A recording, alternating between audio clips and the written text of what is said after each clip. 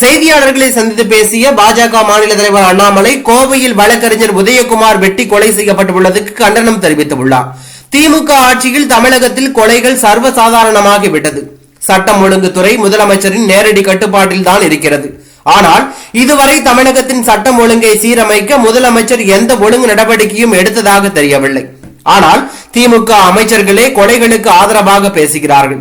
இன்று தமிழகத்தில் தேசிய கட்சியின் மாநில தலைவரே கொலை செய்யப்பட்டிருக்கும் நிலையில் சாமானிய பாமர மக்களின் உயிருக்கு என்ன உத்தரவாதம் இருக்கிறது? தமிழகத்தில் ஒவ்வொரு நாளும் ஒருவித அச்சத்திலேயே மக்கள் வாழ்கிறார்கள். தமிழக காவல்துறை சட்டம் ஒழுங்கை கவனிக்காமல் சமூக வலைதளங்களில் திமுக அரசை விமர்சிப்பவர்களை மட்டுமே தொடர்ந்து கைது செய்து வருகிறது. காவல்துறையையும் தமிழக அரசும் தமிழகத்தில் சட்டம் ஒழுங்கை காக்க மிக கடுமையான நடவடிக்கைகளை மேற்கொள்ள வேண்டும் என்று அவர் பேசியுள்ளது பரபரப்பை ஏற்படுத்தியுள்ளது.